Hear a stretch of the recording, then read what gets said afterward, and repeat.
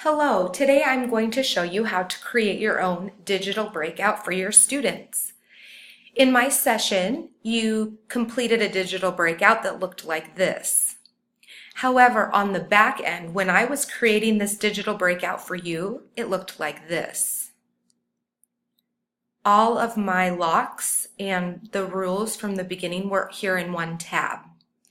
So I'm going to show you how to create your own digital breakout.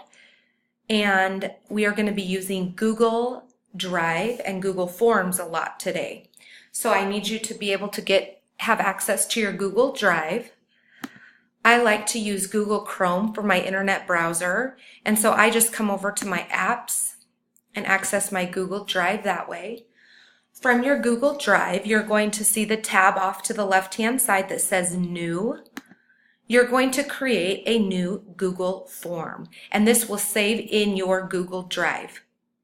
So once you're in your Google Drive, come down here. You're not making a doc, sheet, slide. You're going to go over to the More, and you're going to create your own Google Forms. Okay, and you're going to create a blank form, and this is what pops up first. So I'm going to title this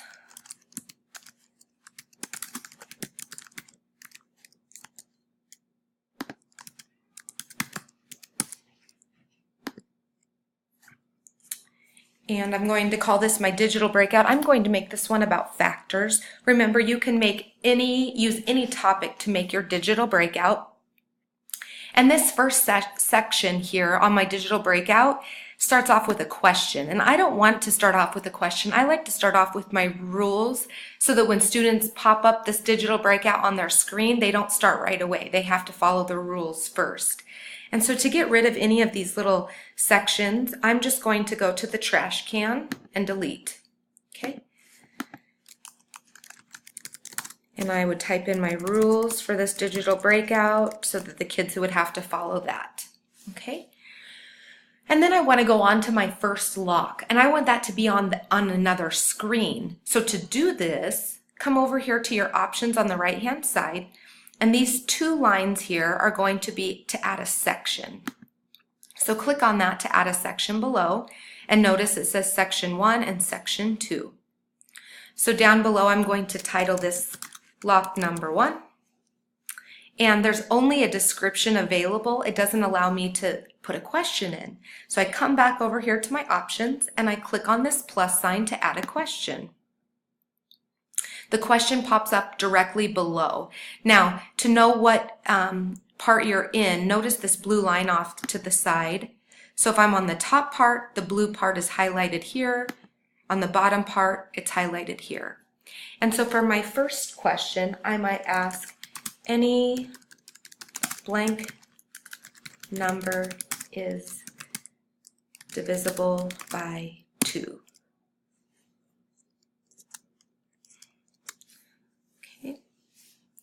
And you always want your questions to be a short answer question. So make sure you have that selected. And then down below, you want to make sure this question is required. So please toggle over the required button here. And right next to it, you see these 3 dots. Click on those 3 dots. And please make sure that response validation is selected. If it's not, it will not allow you to type in the correct answer. So I'm going to select that. And this answer is going to be a word. So if I click down here where it says a number, I can have my answer be a number, a text, length, or regular expression.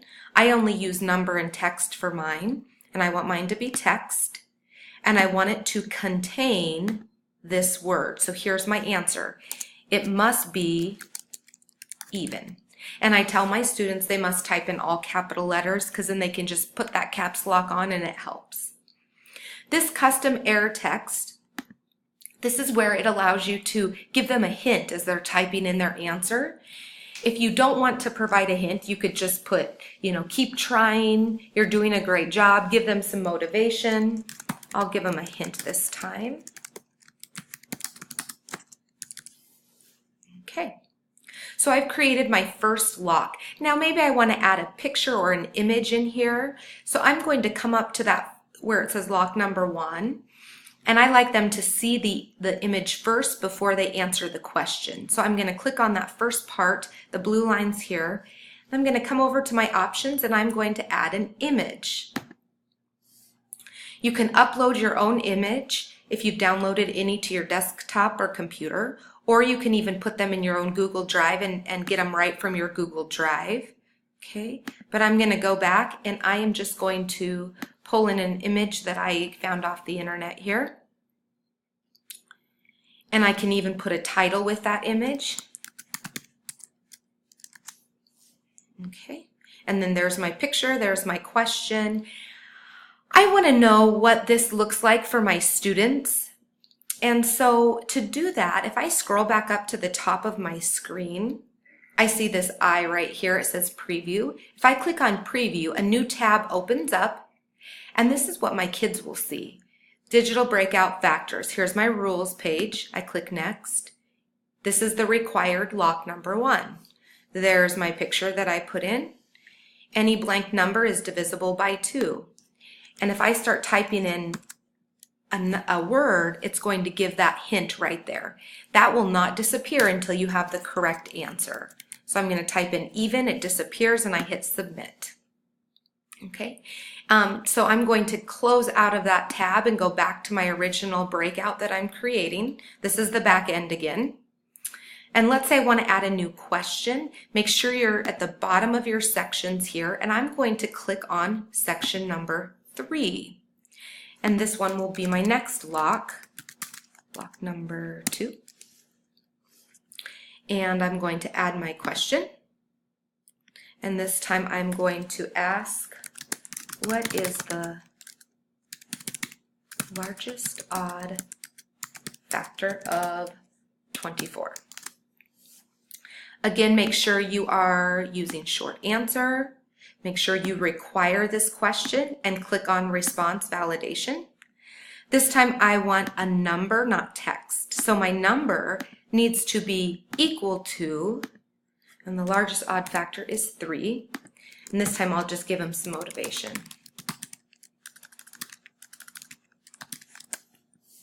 Okay. Maybe I think my students would need some help with this. So maybe I want to add an image for them. So I'm going to click back up on that first screen and I'm going to pull over an image here from my desktop. Okay, and there's a little chart that they can look at to help them. But maybe I think my students still might need help. So I'm going to come back up and this time I'm going to add a video. So I'm going to click here on my arrow and I can type in and search for a video from YouTube, or I can actually copy and paste in my own URL. So I have already searched for some factor videos and I found one here that I like on how to create a factor tree. We'll discuss and so I'm going to come up top here and copy the URL. And I'm going to come back over here to my digital breakout and I'm going to paste in that URL. I love this option because it embeds it directly into your digital breakout.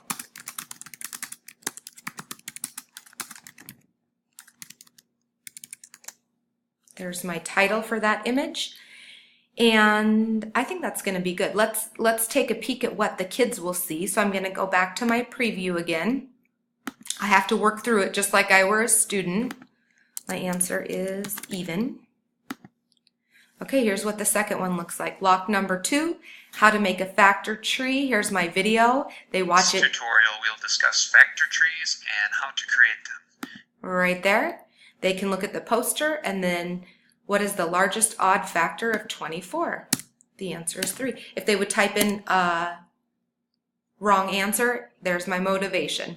Maybe I could have said even make your factor tree, and then once they get it correct, it moves them on through the breakout. Okay, so the reason why I like to divide up my digital breakout into sections is because it gives me a chance to monitor each group. If I see that my entire class is on lock number 6 except one group up front, that gives me time to go up to that group and say, hey, are you guys stuck on lock number 2? And I can help them. And so that's why I like to use the sections tab to divide them up into sections. Now let's change the look of this digital breakout. If you don't want purple, you can come up to your color palette and change it to any color you wish. You can even upload an image or use a theme that they have already picked for you. So let's say I upload an image from my computer.